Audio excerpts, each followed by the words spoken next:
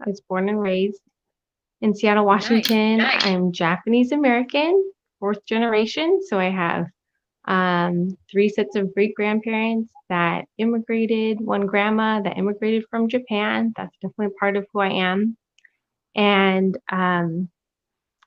my my path to becoming a life coach really started in kindergarten. And I saw on your website that you started singing when you were 4. I mean, professionally. So I felt like, ooh, we kind of have this thing in common, that there's something that was planted in us that had came out from a very young age. Yes. So when I was in kindergarten, I remember seeing a girl across the gym, across the tumbling mats, and I thought she looked nice. And I walked up to her and I asked, "Will you be my friend?" And she became my very first best friend. Jessie Cohen, if you're out there, I still think of you. And I think from that point, what has been so key to me in my life is kind of establishing and growing these deep relationships and deep friendships with other, I mean, at the time, girls, and now with other women, and really kind of making a space to get to know them in a deep way and to become known myself. And it's something that my mom would point out to me in middle school and high school, like, you've always just chosen such good friends. And I have a background in art history, and I worked at some colleges' art departments. I worked at the Museum of Contemporary Art in Los Angeles. And, I was really good at those things, but they were not, as time went on, I realized that's not really my passion. My passion is really for these relationships. But I just thought, that's not a job. Being a professional friend, I haven't found any job openings on LinkedIn. That is a real thing. But just it's something that has been so important throughout my life. So when a good friend and mentor told me, "Oh, my colleague is starting a life coaching training school, and I'm going to be trained through her to become a life coach," it was like a giant light bulb went on. I was like, "Bing! What is that?" Especially because this is a trusted friend, and the person who's training her was a trusted colleague. And the more I found out about coaching, that it's a way to create a safe space for someone to share their hopes, their dreams, their challenges, and for you to help draw out of them what God has actually already put in them, what's already planted in them. I just felt like that's awesome. That's what I love to do anyways. And if I can add this skill set on top that helps people reach their goals and their dreams, that's even better. That's what I want to do. I love it. And hi Tegan, in my audio has an echo. I know too. Oh no. I've been fighting this. This is why I took off my earphones. I don't know. This is my first time having this echo. And I don't know how to get around it. Shoot, what do you want to do? We can proceed. I'm happy to log on, log off. Well, we did that already. If you have any ideas, anybody who's watching has the idea, how do I get this echo? Please let me know. I have no idea. Is my audio okay? Do I need to adjust? Yes. She says your audio has no echo. It's mine. I have no idea how to get that. Anybody has any ideas? We're just going to keep going with the annoying echo. Okay. Because this is an important topic to me, and I think a lot of moms who are tuning in. So thank you. So awesome to hear your story. To even hear, that it started so early in life to get that spark. And even that you can see the seeds, and you help. I love that analogy that you really help people bring out what's already in them. Can you tell us a little bit more about tell us a little bit about your family? Sure. My immediate family, or kind of how I grew up? Both. Sure thing. So I grew up with a mom, dad, and a younger sister. Yeah. And definitely very nurturing upbringing, very stable.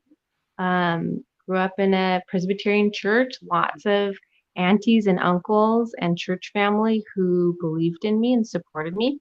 Nice. I think one challenge is just like family having very high expectations of me, a very high standard of excellence.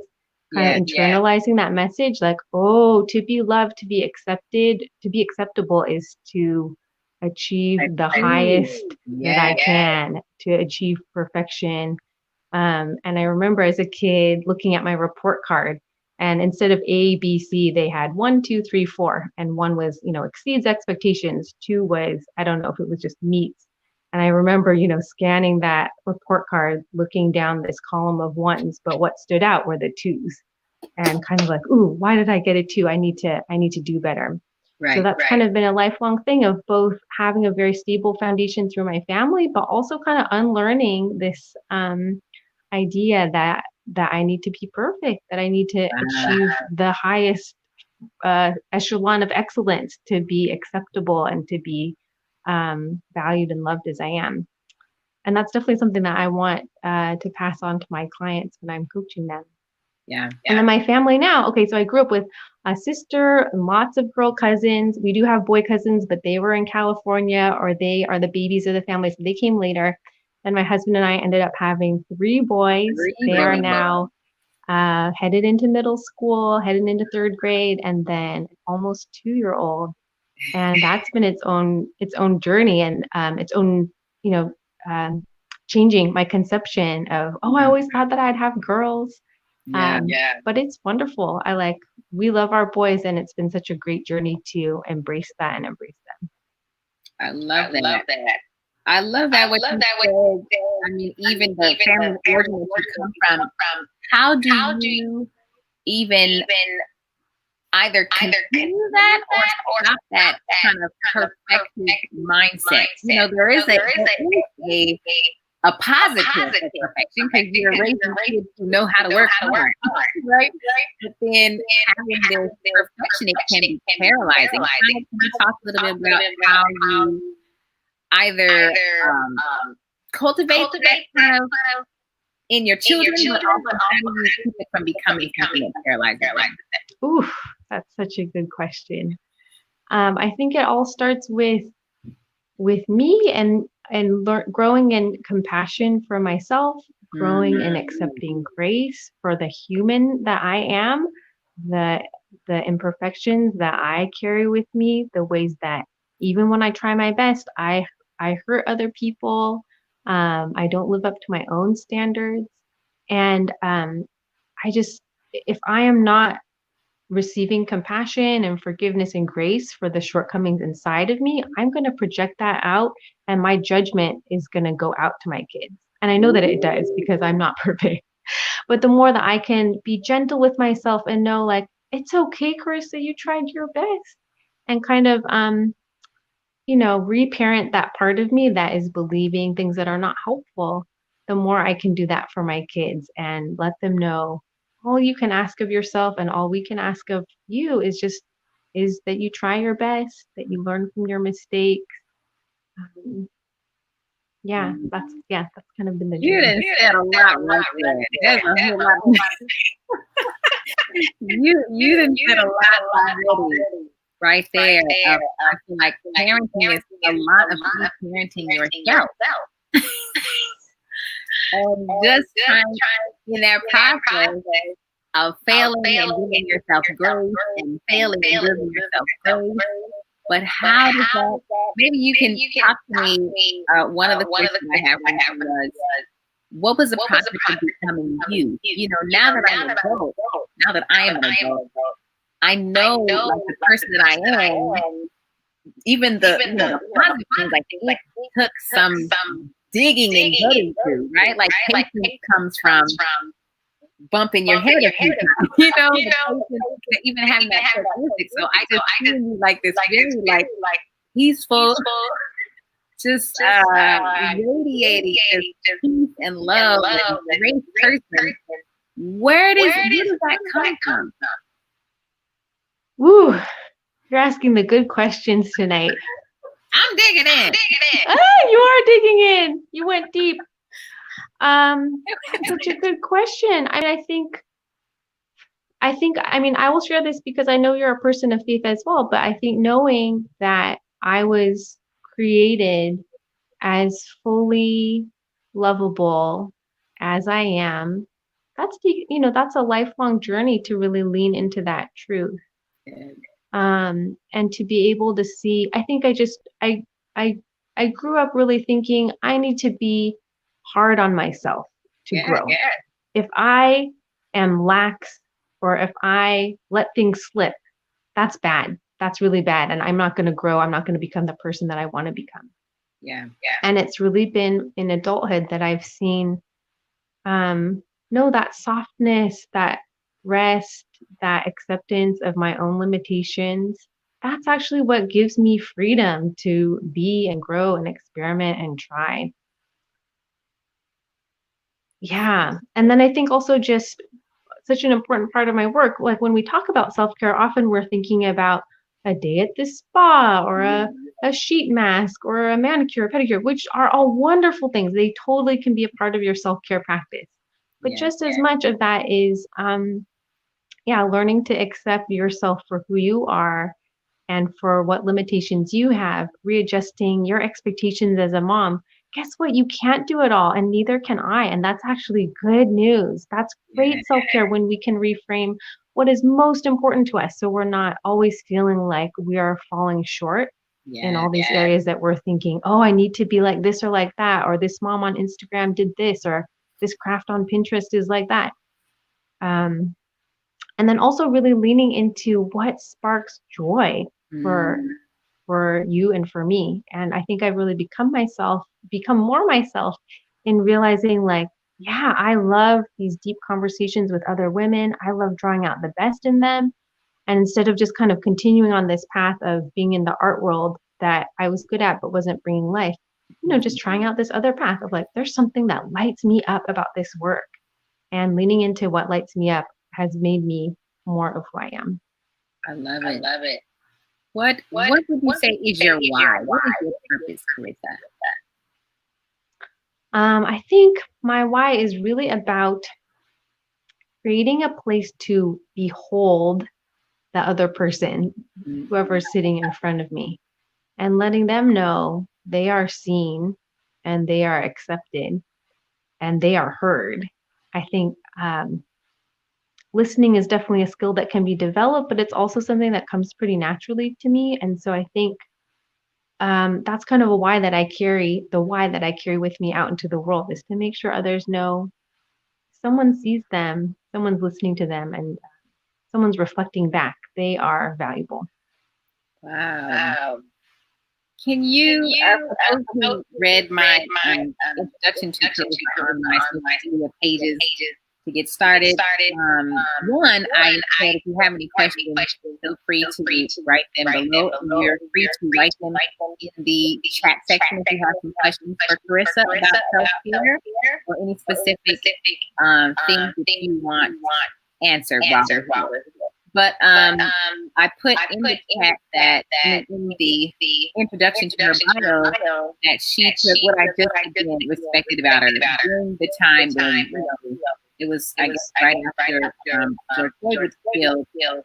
Charissa had spent time just being not only an ally but offering her services to Black women and Black moms who needed help to kind of plug through the difficulty of the emotions and everything that we and they were feeling during this time. So can you talk about what were some of the things, it's never necessarily to be detailed, but what were some of the things that you saw that Black women were experiencing, and what were some of the tips or things that you helped Sure. Yeah, I think when I was offering some free self-care sessions to Black moms, that really came out of me. I'm always sharing about how taking walks outside are so important to me and important to my self-care. And when Ahmaud Arbery was shot for doing the same thing, enjoying some exercise outside, it was this moment of reckoning for me where I realized business cannot go on as usual. I cannot just keep giving my cute tips and not saying anything about this. So that was a real moment of stepping into another version of I don't know, doing my business and doing my life and speaking to things that are truly important. So one of the joys of doing these sessions with Black moms is that, yes, some of the things were so heavy and were about processing the trauma of seeing Black bodies being killed. And in the coaching process, it's really not me giving advice, but it's me asking great questions, just like you've been asking me great questions, to get to the heart of what is important to them and what's the change that they need to make. So I heard clients saying things like, I need to take some breaks from watching the news and being on my phone for my own self-care. I might feel this obligation as a Black woman to be up to date on all the things happening in my community. But do you know what? That is too much for one person to process all the time. And I can still be a supportive person and plugged into my community without being updated on every breaking news story 24/7. Good.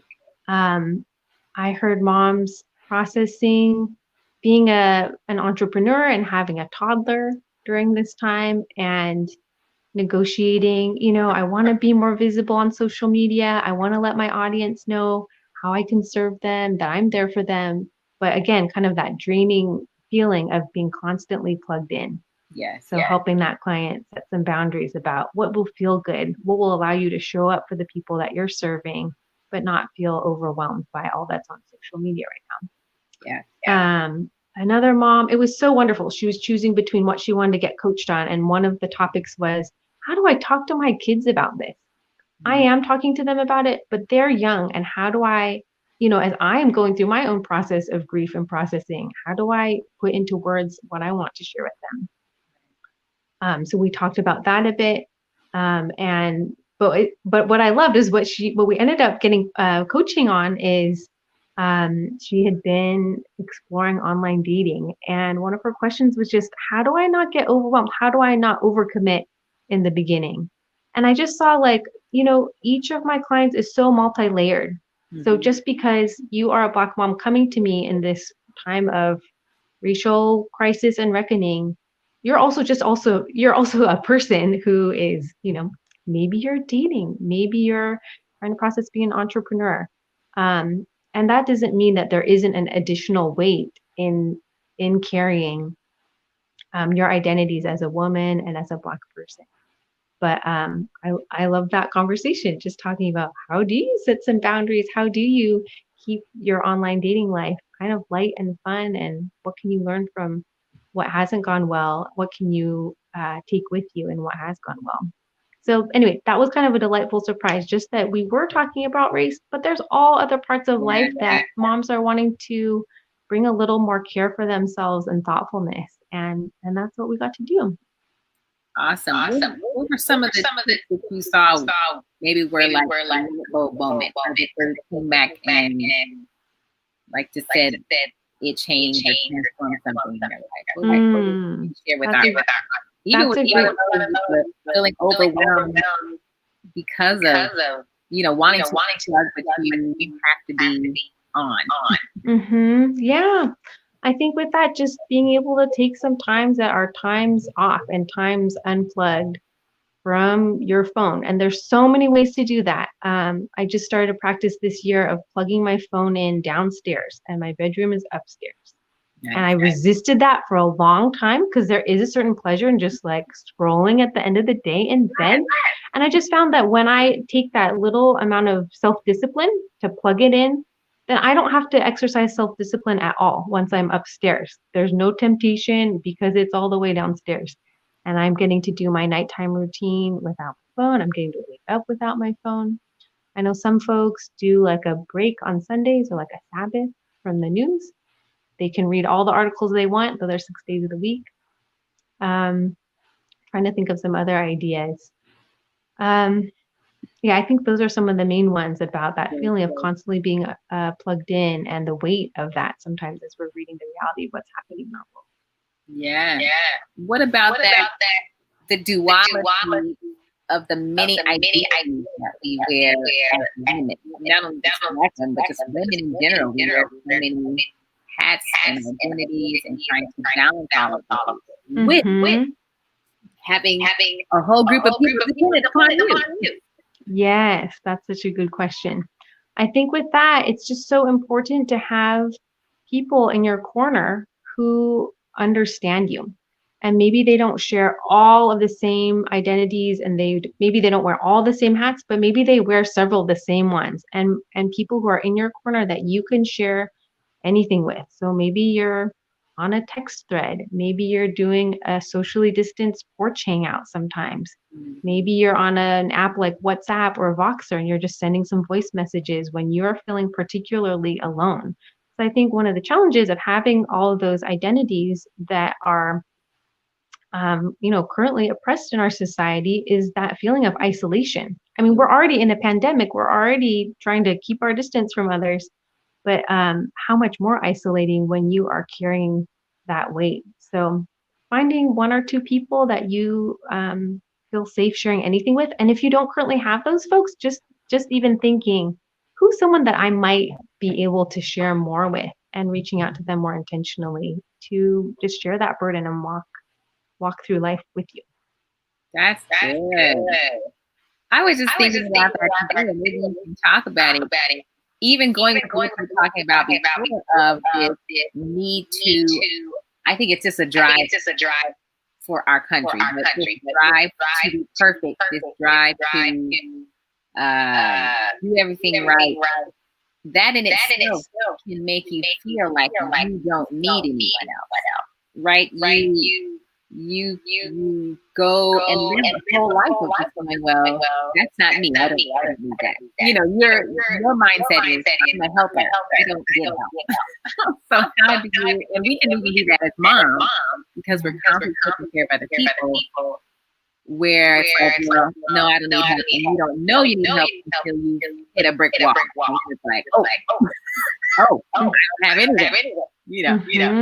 How do you, what is self-care like before you hit that brick wall and you have told yourself for a lifetime, I grew up and I didn't need anybody to ace that AP class or get into whatever college, so I don't need anybody now. Well, I think obviously I am not an expert, but I think for the Black women that I serve, just these stereotypes that we have that are sometimes helpful, not helpful, sometimes seen as positive, but can really be limiting, of being a strong Black woman, of being self-sufficient, of being the one that is giving to others, the person who is the rock. Let's just take a moment to examine, is that serving you? Maybe there are things in your spirit that really are, maybe you are strong, maybe you are powerful in a lot of ways.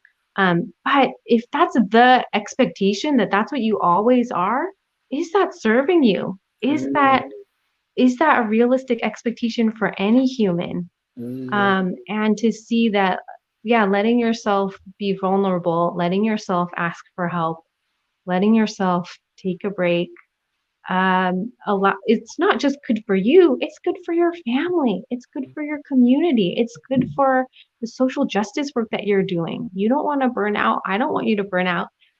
So maybe just examining, is this idea that I have of myself of being a self-starter, of being a go-getter, or like you're saying, acing that AP class on my own, is that continuing to serve me in a non-judgmental way? Just asking. Ooh, that's good. Good. Can you talk about what does self-care look like for you? You purposefully take time to see other people in your career. You are everything to your children and your husband. What does self-care look like for you? I think in this particular time, when I am home with my husband and my 3 kids all the time, part of my self-care has been continuing to carve out this space where I am putting on my hat as a life coach and getting to share, just like we're doing today, share encouragement, share thoughts with others. Just remembering I am more than a homemaker, than a parent, than a homeschooling or like a distance learning facilitator for my kids. Carving out that space where I really feel like me, that has been really important in these times. I also meet with a peer coach. Like if you ever work with a life coach, I'd recommend before you hire them, ask them, do you have a coach, or what are the ways that you are continuing to grow personally? So I have a peer coach that I meet with on a regular basis. That has been really wonderful.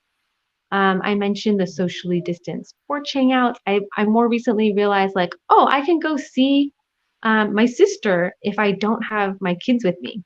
So the after bedtime mom to mom hangout has become very key in this time to just feel connected to others, to fill my cup, to have that uninterrupted adult conversation. I mean, just like we're having tonight. It's good. That's awesome. Those are great tips. I'm gonna put a scenario out there. This is a lot of mom. You tell me what would you advise her? How would you see her, and how would you walk her through the process of just making whatever? What does that look like? So say, as a lot of moms right now, they're either starting or they're preparing for children going back to school. She's a full-time mom, also working from home, a wife. She also has a business. How and she is figuring out how, if she's in the preparation, preparing for a children's start, how can she prepare not to burn out, not to feel overwhelmed by all the people and things that are burning on her? How can she even just find herself, how can she maintain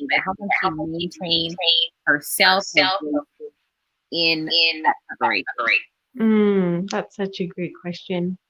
I think just knowing that we are preparing to do the impossible. We're preparing to do the job of 3, 4, 5 people simultaneously. I know that doesn't sound encouraging, but just to know that we're attempting something that is not humanly possible. And so that if you find that you feel like you're falling short, if you feel distracted, if you feel stressed, of course we don't want that to be the norm, but also just to know there's no some other group of moms that are able to hold all those things together. I think just to acknowledge the reality of the situation. Oh, do you have a visitor? Hi. Just to acknowledge that you are a limited human being being asked to do so many things simultaneously that just in normal life do not coexist. And figuring out, I think what has been really important for me in distance learning is to figure out what are my expectations of myself and what am I going to let myself off the hook for.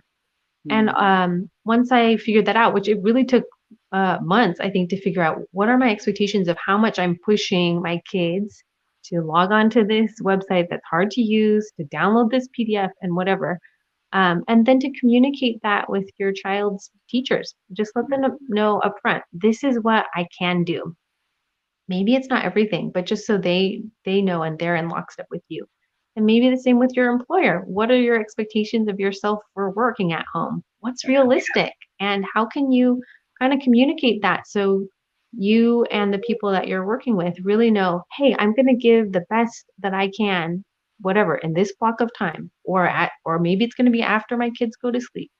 And just communicating that so you don't feel like other people and even you are expecting more of yourself than you can humanly do in this time.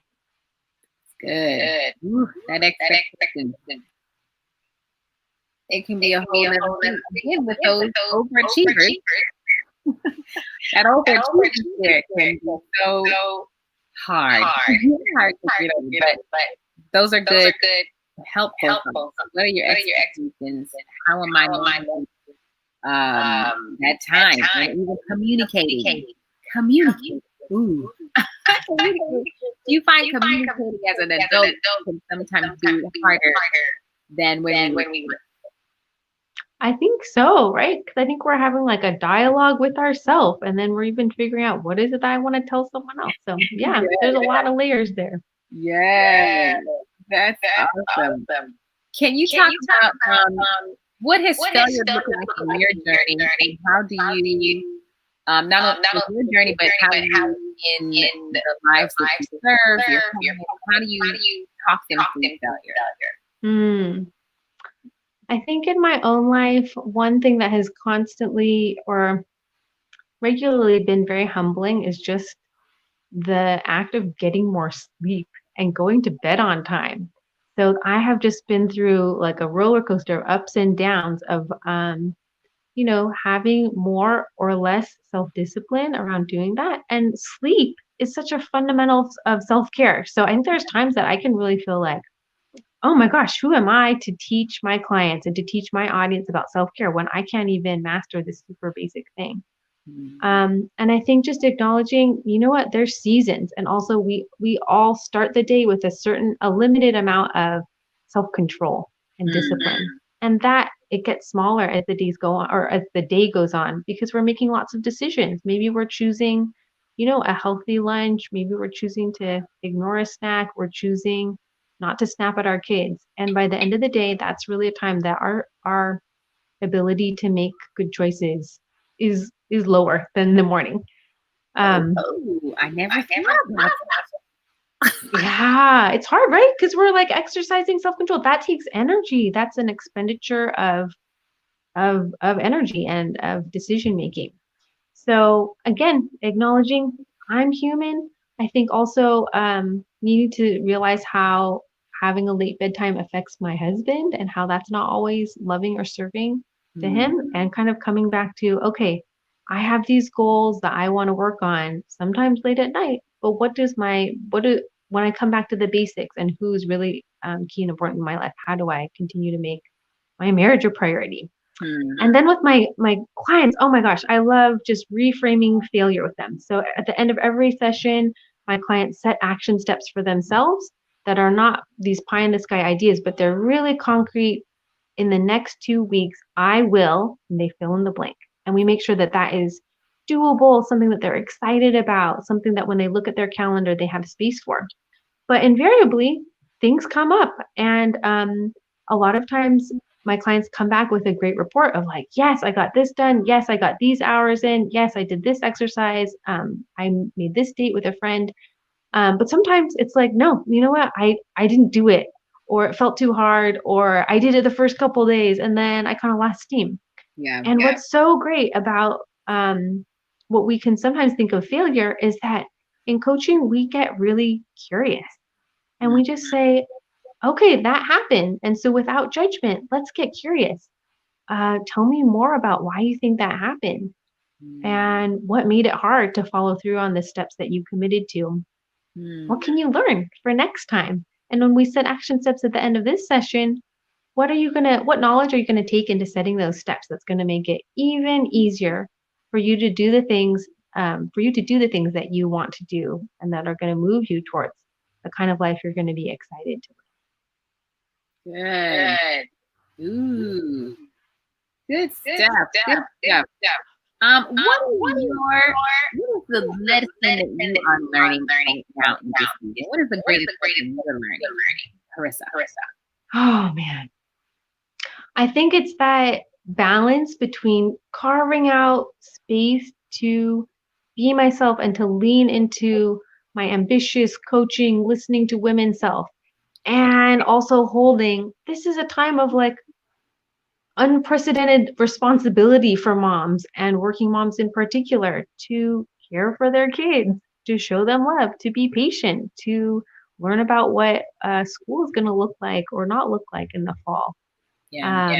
So I can't say yet what I'm learning, but that's my growth edge of holding those two things that really feel in tension at sometimes and making space for both.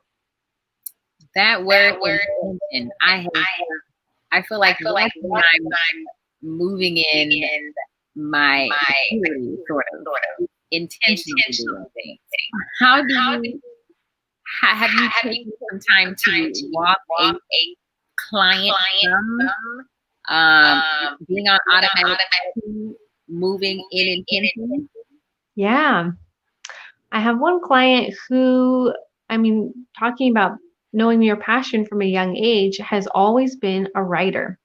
So she would write as a child. She wrote songs and plays as a young adult. And at the time that we worked together, I believe she had 3 kids, 4 and under, and writing had really fallen to the wayside. And it was just, easier when the kids were all in bed to go online, to be on social media, to watch a show with her husband. All fine things, but she was really missing this core part of what made her herself. And I find often that it's not just putting it on the calendar, but it's examining, bringing to light and examining what are the stories you're telling about yourself that are preventing you from doing these things that you actually really want to do. And for her, she really felt like if I have any free time and I choose to write with that time, shouldn't I actually be spending time on my spiritual life? Shouldn't I be doing a devotion? Shouldn't I be, praying? And through coaching, she really realized when I write, I am writing my life's story. And that is actually the story that God has given me. I'm writing God's story. And she was able to kind of undo this false dichotomy between, it's choosing myself and my writing or choosing investing in my soul and my spirituality, to see like they're intimately connected if I can sit down and write with that mindset and with that intention. Nice. So yeah, she kind of went from being on autopilot and just doing whatever came easiest at the end of the day, zoning out, to telling her husband, you know what, twice a week, I really want to write. And these are the hours I'm going to write. I'm going to get out my laptop. I'm not ignoring you, but this is something that's really important to me and who I am. And I want to reclaim that. Good. Well, we are coming. Is there any other tips that you can give?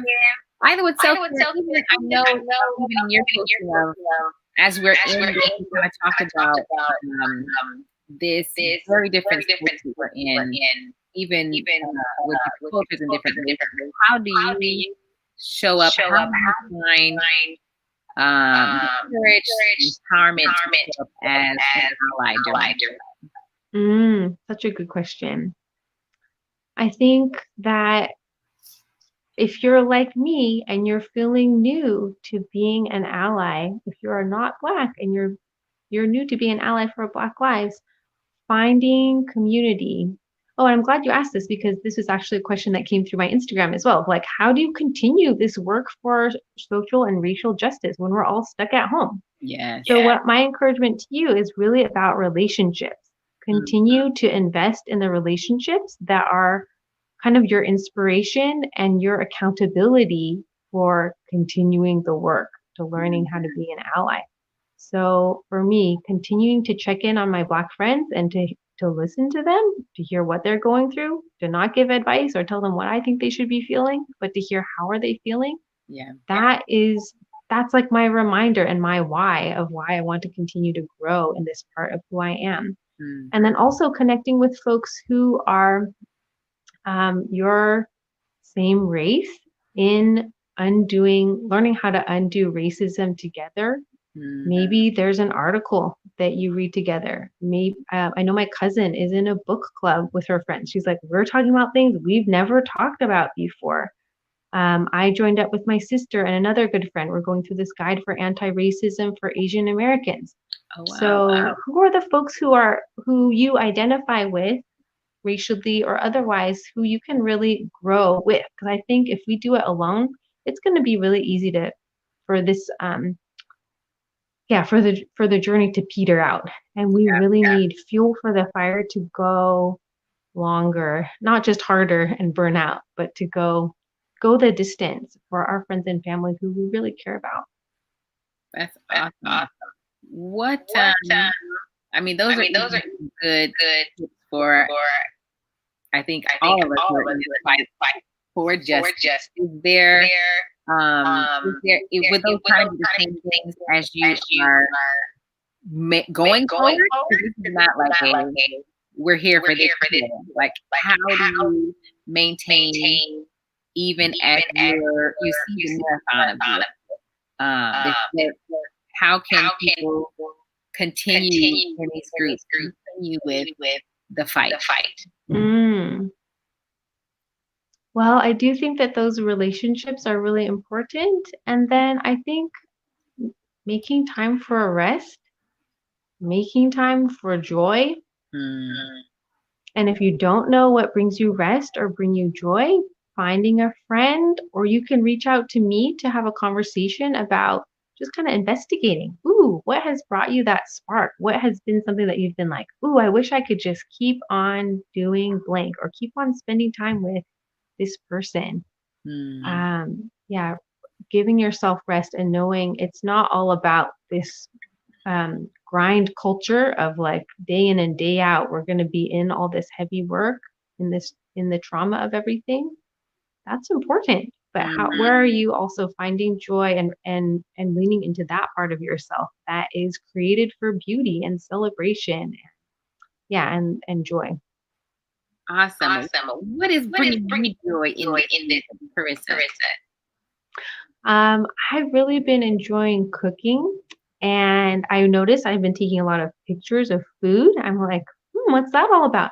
And I think because we're kind of in this like endless parenting time where there's no school and there's no childcare, when I make a beautiful meal that is going to be good for my body, I think I just want to like document that.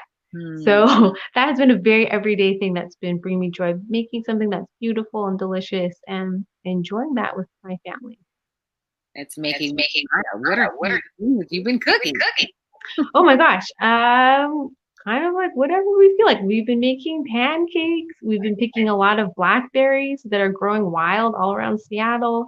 Wow. What else? We made these zucchini fritters. So yeah, part of that is like kind of enjoying the abundance of summer of like, wow, what do we have a ton of in the garden or in the fridge, or a neighbor shared figs with us. So we're like, what do we do with figs?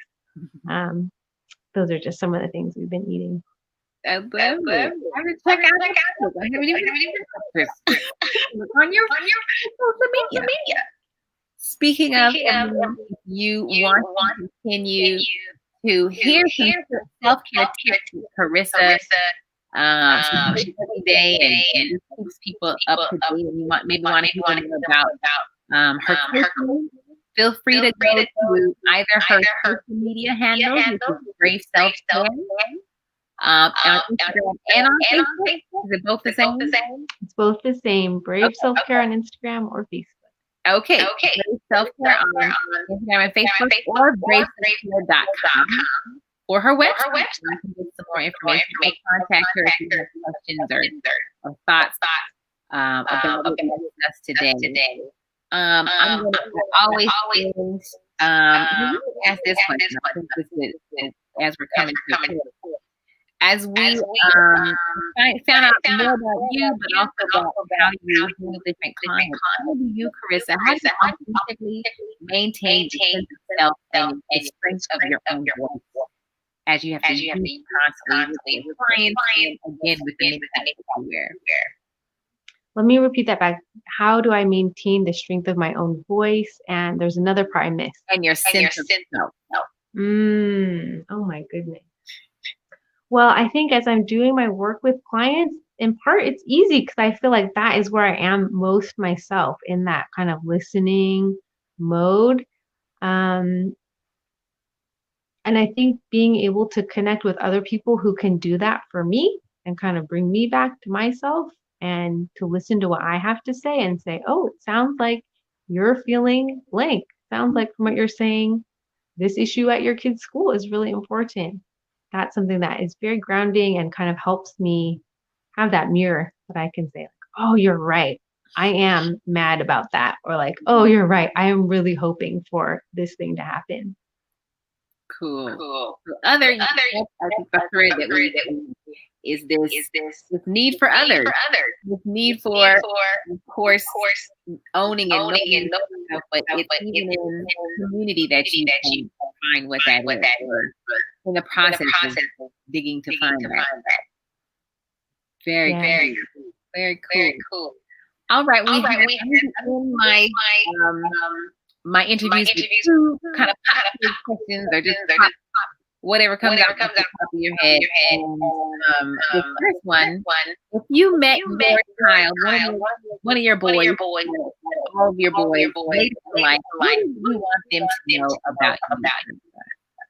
Oh, I think I would just want them to know that I did my best, and I know that they will probably look back on their childhoods with a mix of memories and feelings, and just to let them know, I mean, just that same message that I'm human, I did my best, and I hope that the overarching message they received was love and acceptance. I love it.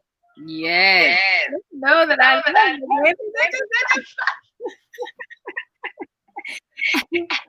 And I always end my interviews with the question: who are you becoming, Charissa? Who are you becoming that anyway that you want? I think I am becoming someone who is a truth teller and someone who is able to be gentle with herself and others, even as I'm coming out of this place of perfectionism and judgment. Ooh, that's a process. Okay. That is a process. Well, Charissa, final thoughts you want to leave with my audience or leave with the audience? That I'm out of my question. Okay. You're such a wonderful conversationalist. Oh my goodness. Just so you know, just to reflect that back to you, you're a great question asker. You're a wonderful conversationalist. I think the last thing I would just say is that I am working on a free guide called 3 Self-Care Hacks to Make Everyday Life Feel Amazing. Just so you moms in the trenches with your goldfish cracker crumbs and the dirty floors and all this stuff piled up in the sink have these tips to incorporate into your real life. And so that is just a few weeks out from being available. So if you go to my website, braveselfcare.com, just sign up for the email newsletter. It's right there on the homepage, and you will be the first to receive that guide. Come on. Let's go, audience. Don't forget to sign up with Charissa's email and find out about the free ebook on self-care, which man, I don't think that's even a process. What is that going to look like here? And then it's as our situation change tomorrow. But love the different. I love that you my audience with so many different options. So thank you, Charissa, for your presence, for even being here and sharing your story, but also sharing just your life and seeing us, seeing me and seeing our audience. Thank you. Thank you. Such a pleasure. I hope you have a great evening, and thanks to everyone who is able to join us. Thank you, everyone. We'll see you next week. Bye. Good night. Good night.